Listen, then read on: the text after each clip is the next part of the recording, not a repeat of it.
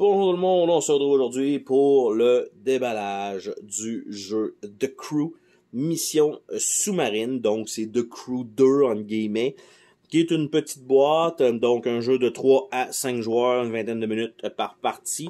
Et bien sûr, par partie, on parle probablement par scénario et non pas de passer à travers de toutes tous les scénarios du livre au complet.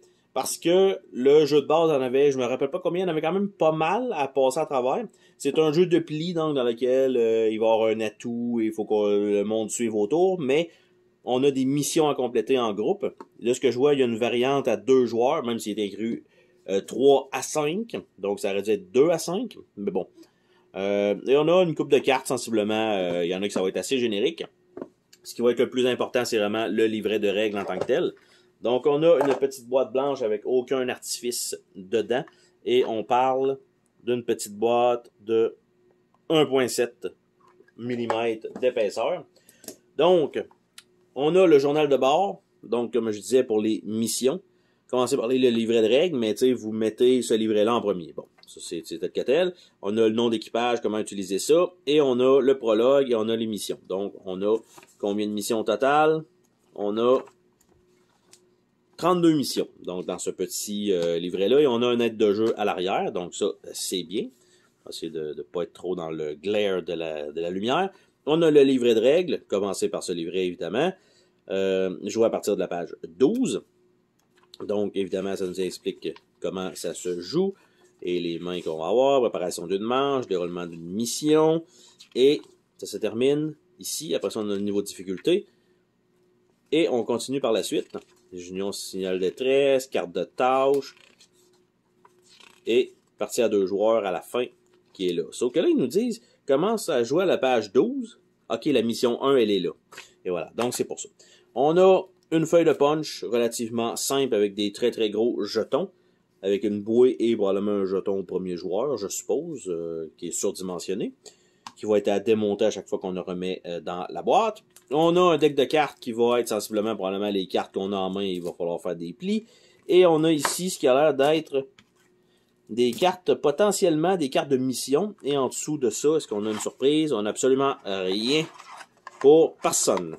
Donc là, j'essaie de rentrer ça correctement. Évidemment, je fais un travail exécrable. Donc voilà.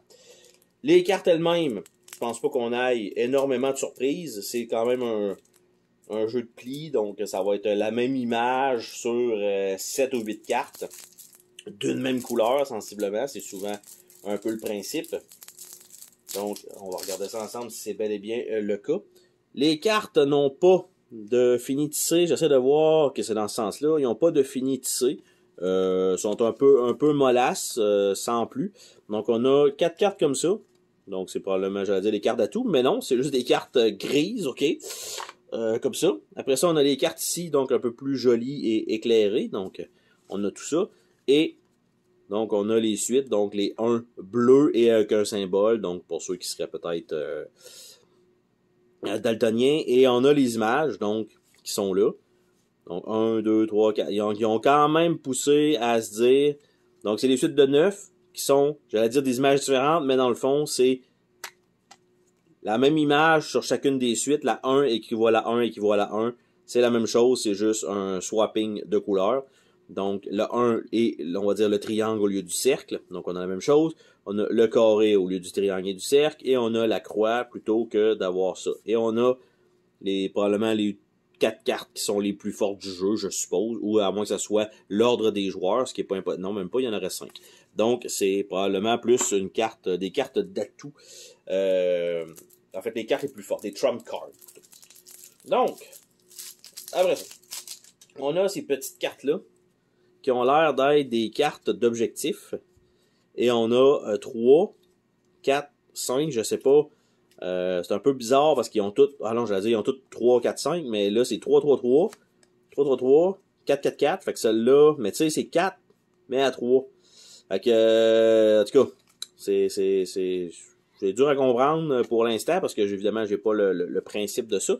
Mais ça ici, genre je remporte au moins 3 fois des cartes 9 Je remporte aucune carte verte. Donc, c'est quand même assez tough, ça.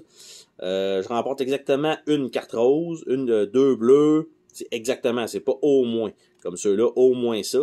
Donc, évidemment, ça a l'air difficile d'en remporter au moins 7, mais sur une main, vu qu'il y en a 9, ça veut dire que vous en récupérez 7 sur 9. Mais si vous faites 2 tours et que vous avez chacun une carte, et que vous jouez à 4, par exemple, mais vous en ramassez quand même 8. Donc, c'est quand même bien. Donc, un pli total avec des valeurs. Ici, les valeurs sont différentes. Je remporte X nombre de plis. Il faut dire combien on va en remporter. Donc, OK, c'est quand même sympathique.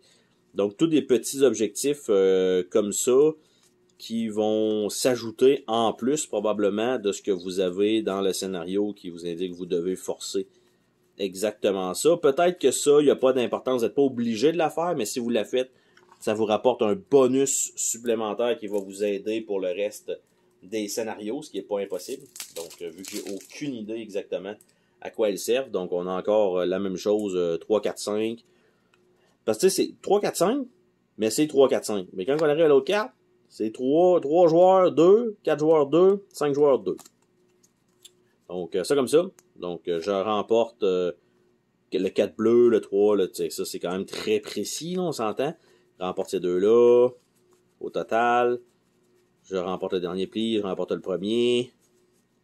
C'est sûr que tout le monde, je pense pas que c'est des objectifs cachés vu que c'est un jeu co-op, donc il faut quand même se parler. Quand on dit il faut que je remporte le premier pli, ben vous devez laisser le joueur gagner le premier pli. C'est un peu ça. Mais là, je suis curieux, donc je vais aller voir c'est quoi le dos des cartes et qu'est-ce que ça veut dire. Normalement, c'est censé être plutôt intuitif. Puis là, présentement, on dirait que ça l'a comme pas été. Des cartes tâches. Et donc, ça comme ça. Regrouper en une pile. Déroulement de la partie. Vous jouez à 4-5 dans le niveau de difficulté se situe à... Donc, le niveau de difficulté se situe à 5. Vous avez déjà pioché 2 cartes dont la valeur se situe de 2 à 1. La prochaine carte obtient une valeur de 3. Et 3 élevé. OK. Donc, il y a un objectif qu'on doit atteindre ici, ça le dit, là. Dans le fond, en fonction du niveau de difficulté, la mission est de 4. Donc, ici, tout dépendant du nombre de cartes que vous avez, il faut que vous piochez un nombre pour arriver à ça. Donc, si vous jouez à 3 joueurs, cette carte-là est de niveau 2. Ça vous prend une autre carte de niveau 2 ou 2 cartes de niveau 1 à 3 joueurs pour atteindre le niveau. Donc, c'est comme ça que ça fonctionne pour les points, tout simplement, sur les cartes. Donc, c'était le déballage de The Crew, mission sous-marine. Donc, si vous avez passé à travers probablement du premier The Crew qui était dans l'espace, ben celui-ci, ils ont rajouté un petit thème dessus avec une petite histoire en arrière et c'est sensiblement, on va dire, presque le même jeu, probablement un peu amélioré. Donc, sur ce, on se dit à la prochaine pour une autre vidéo. Salut tout le monde!